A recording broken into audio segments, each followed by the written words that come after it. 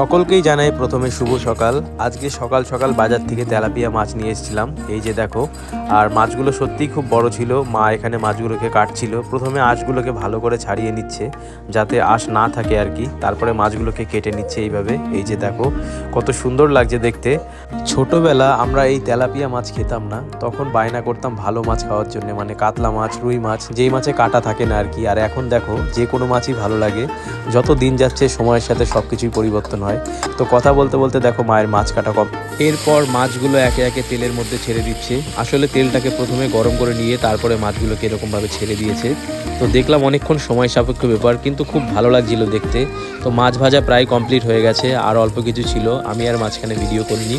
তো দেখো মাছ ভাজা কমপ্লিট হয়ে যাওয়ার পরে এখানে কেটে রাখা আলু যেগুলো ছিল সেগুলো তেলের মধ্যে দিয়ে দিচ্ছে মা। তো তেলের মধ্যে আলু দেওয়ার পরে একটু হলুদ আর যে বেগুনগুলো কেটে রেখেছিল সেগুলো দিয়েছে, পেঁয়াজ দিয়েছে এবং কিছু মশলা দিয়েছে। তো এগুলোকে ভালো করে প্রথমে এরকমভাবে মাখিয়ে নিচ্ছে আর কি, যাতে সমস্ত মশলা ঝোলের মধ্যে থাকে। তো কথা বলতে বলতে আমাদের রান্না কমপ্লিট হয়ে গেছে। তারপরে আমি আমার ভাত বেড়ে নিয়েছিলাম। তো আজকে বাড়িতে ডাল রান্না করা হয়েছে এবং মাছের ঝোল করা হয়েছে। তো আমার তো খুবই ভালো লাগে, সিম্পল খাবার হোক যাই হোক আমার সব কিছুই ভালো লাগে।